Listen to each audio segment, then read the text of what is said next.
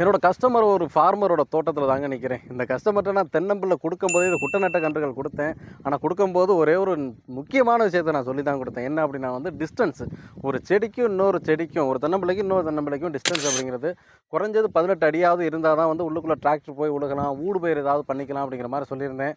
Hour distance விட்டுருக்கிறத பாருங்கள். இந்த மட்டையும் நான் கையில் பிடிச்சிருக்கேன். அந்த அளவுக்கு தான் டிஸ்டன்ஸ் விட்டுருக்காரு. இந்த அளவு டிஸ்டன்ஸ்னால என்ன காய்ப்பு இருக்காதா அப்படின்னு கேட்டால் இருக்கும். ஆனால் காய்ப்பு அப்படிங்கிறது வந்து குறைஞ்சிரும்.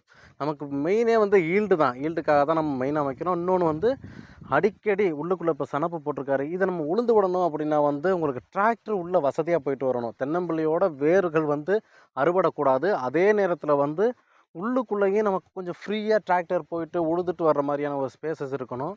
அதுபோக அடிஷ்னல் வருமானமாக எலுமிச்சை, கொய்யா, இந்த பாக்கு மரங்கள் இதெல்லாம் தென்னைக்கு நடுவில் இல்லை சாக்லேட் மரங்கள்லாம் நீங்கள் போட்டு நட்டு அதுலேருந்து அடிஷ்னல் வருமானம் எடுக்கணும் அப்படின்னாலும் உங்களுக்கு கண்டிப்பாக ஸ்பேஸ் வேணும் இல்லையா? அதனால் இவர் பண்ண மாதிரியே நீங்கள் பண்ணிடாதீங்க. தயவு செய்து இந்த ஸ்பேஸில் இல்லாமல் 18 அடிக்கு ஒன்று, இது கரெக்டாக ஒரு 8 அடிக்கு ஒன்று தான் இருக்குது.